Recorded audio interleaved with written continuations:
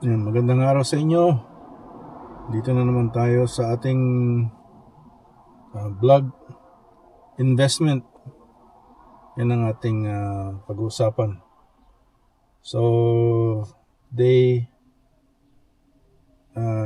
simple ginagamit ko, no? Bumili ako ng Celestica.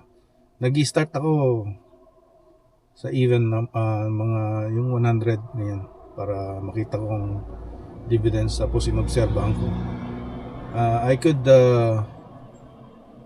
get the in financials sa yahoo.com, but I'm just doing it yung application kung paano kumikita, tapos pagka yung dividend nakikita ko, minsan quarterly, minsan monthly, may monthly, may quarterly, but mostly quarterly. So every 3 months yan. Tapos nitingnan ko rin yung kung growth is better. So right now yung mga oil, silver, gold, tumaas sila noon nung bago ang war, pero ngayon parang pababa. So we'll have to take a look and see what's going on. Sa pag kami sinabi si Donald Trump na parang nag-iiba yung market So tsaka yung rin, ating Prime Minister, so si Mark Carney. Yan, we'll have to figure out yung ating investment, kung yung portfolio kailangan I know that we have to diversify, but kailangan i-change kasi napaka maraming stock pa iba-iba, pero konti lang naman yung amount, hindi naman siya talagang, but I don't want you to go all in sa isang stock. So because if the company doesn't go well, then it will then mawalan ka ng ng capital.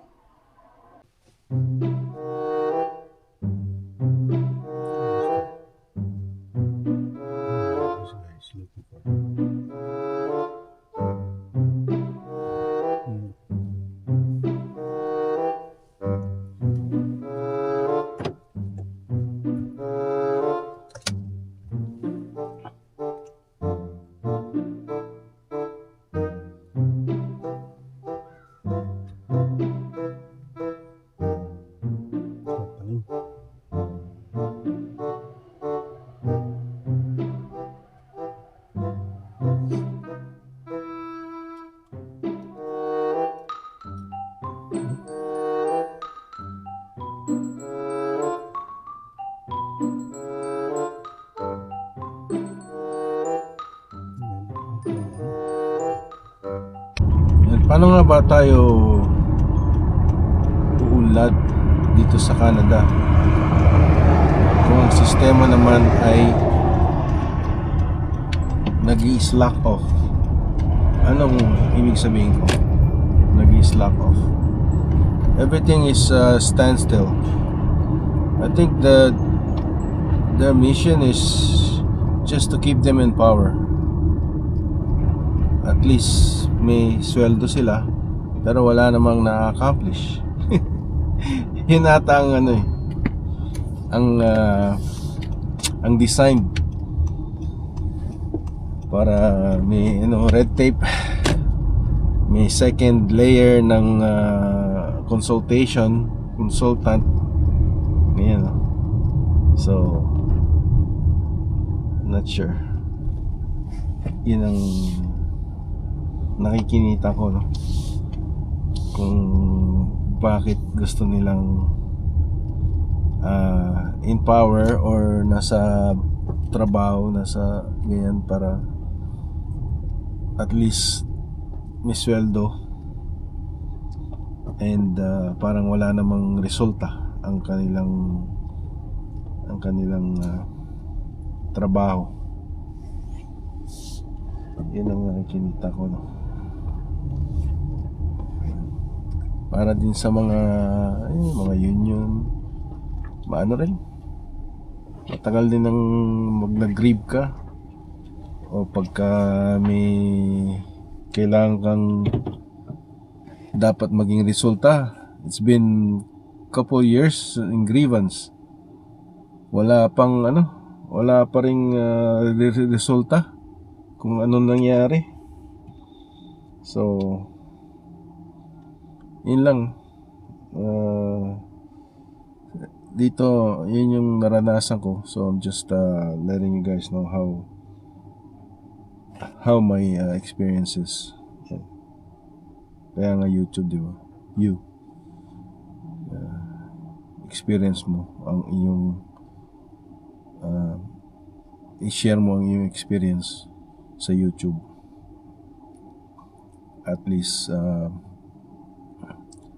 para some people don't make the same mistakes. They learn from your experience and then they're not gonna go through. Kasi ano naman yun yung failure, or you have to go through the failure to learn from it, and then make sure you don't do the same mistake or same failure, para it's not gonna be the same result, right? So yun ang ating i-aim, yung resulta ng ating trabaho. Kailangan may resulta. It's not just to retain power or retain your job or retain your position para lang makakolekta ka ng compensation or sweldo. You have to have a result as well. Yan. Okay?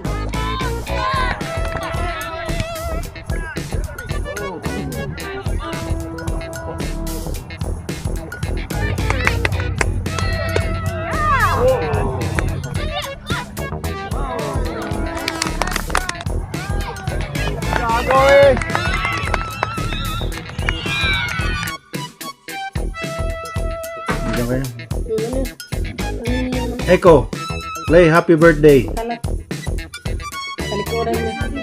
Para hindi makita.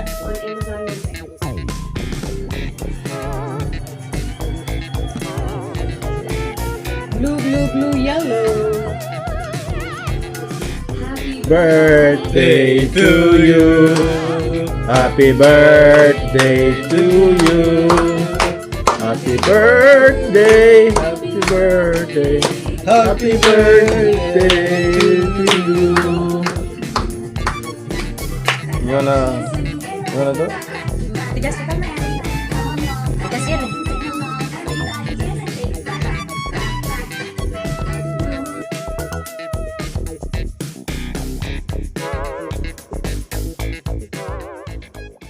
Hello.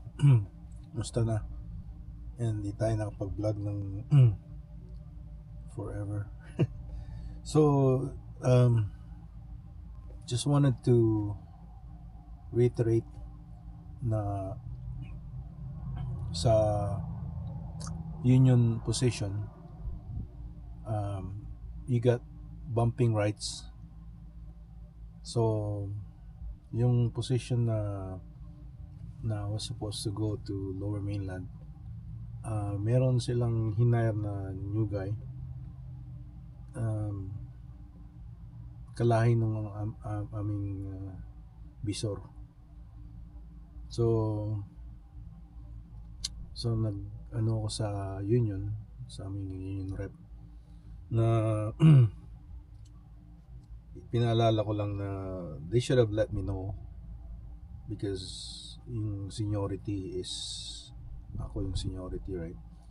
And then bago sila nag-hire, well, he announced it sa group meeting na may new guy, but pinrocess doon na may another technician incoming, but hindi naman nila ako pinangalanan, no? But hoping na ako yun.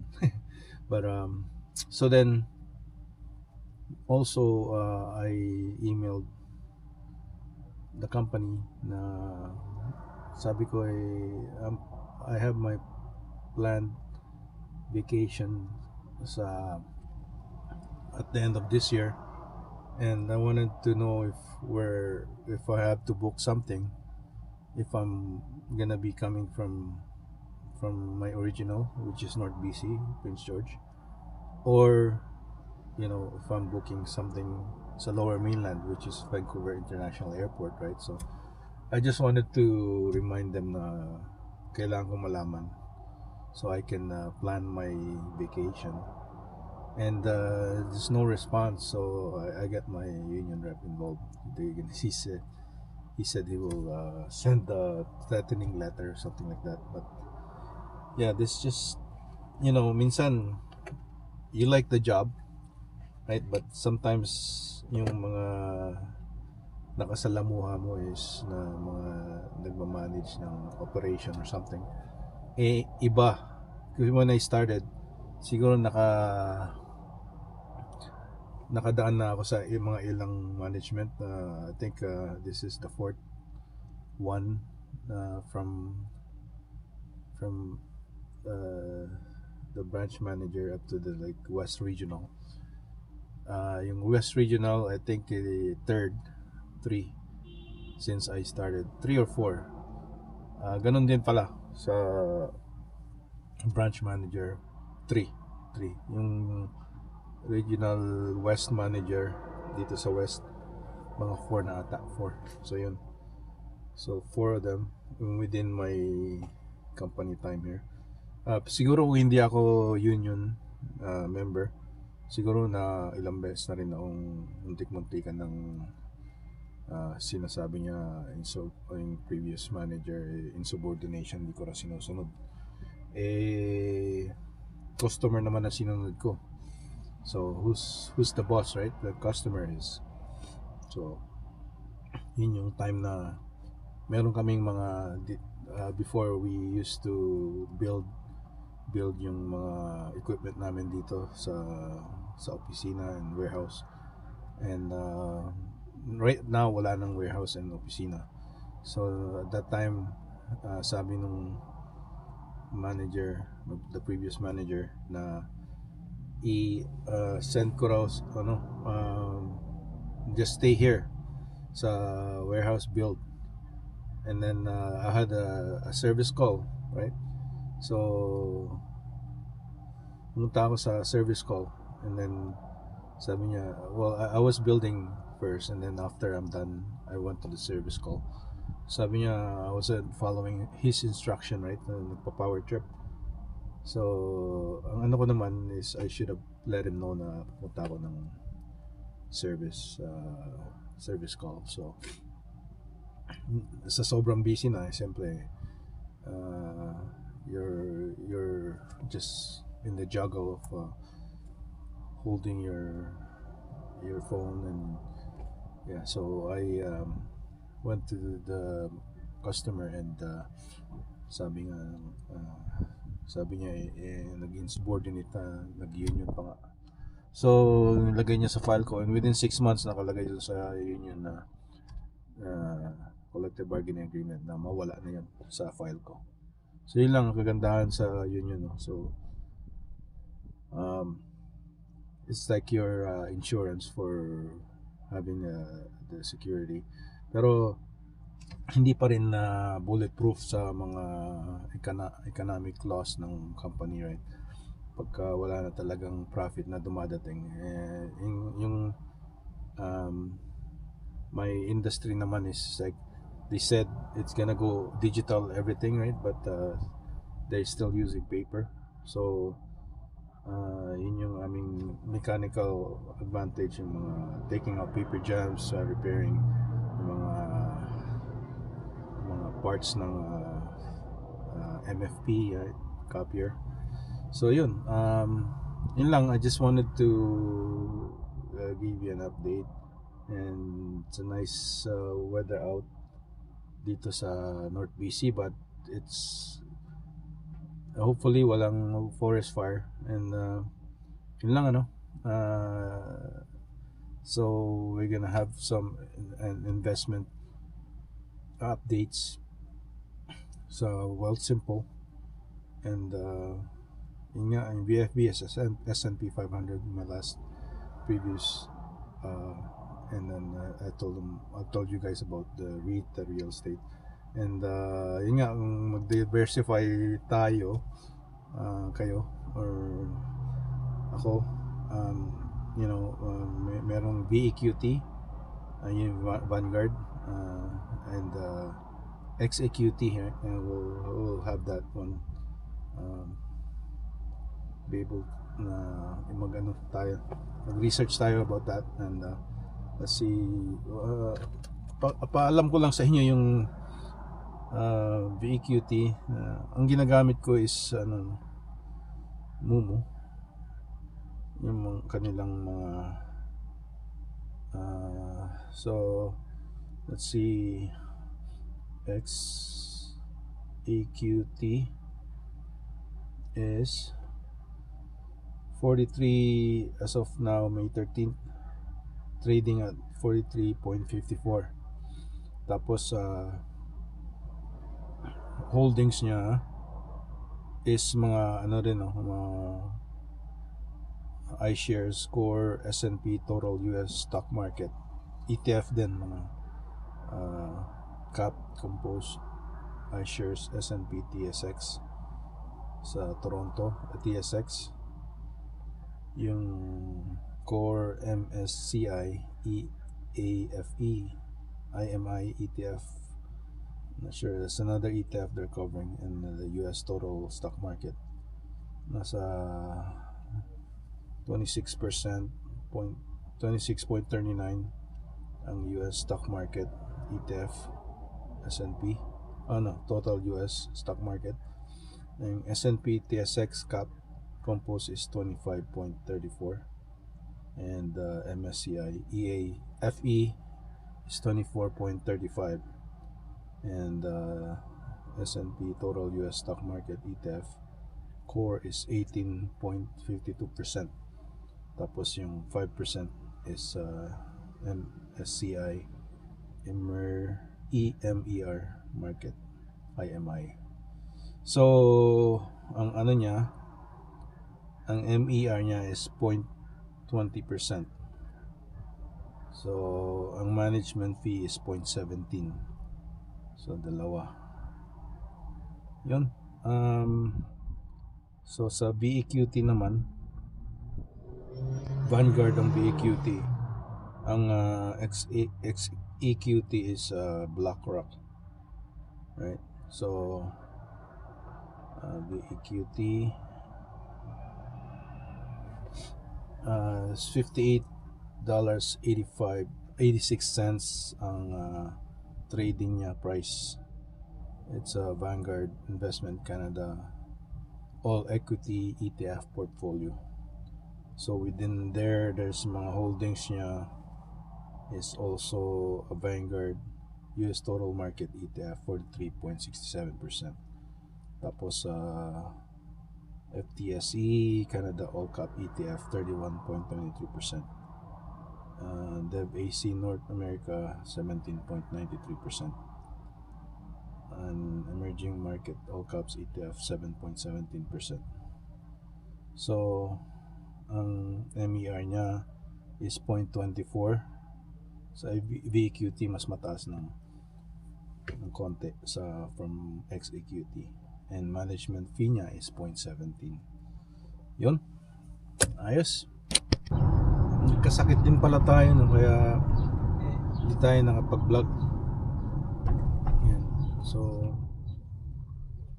yung boses ko medyo garalgal hanggang ngayon pa naman Tapos yun, parang allergy mo, parang makati lahat yung mukha mo, yung lalo na sa around the eye area.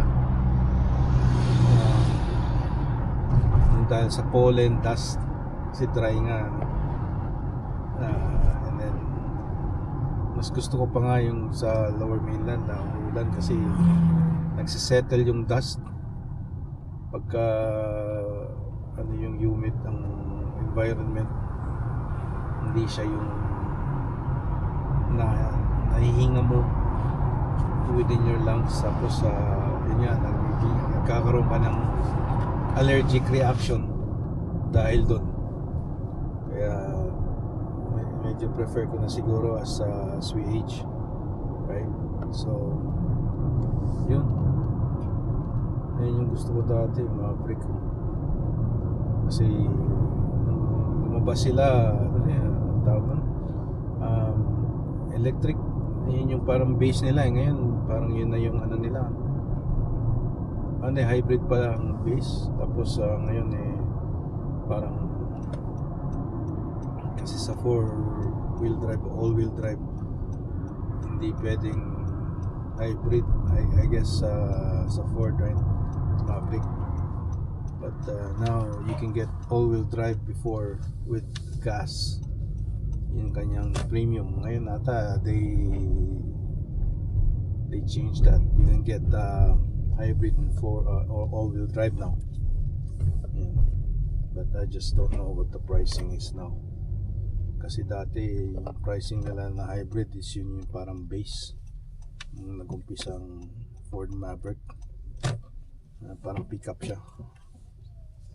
But now yung Maverick na ata ang kanilang upgrade, yung hybrid pala. Yan. Yun. Salamat at magandang araw sa inyo lahat.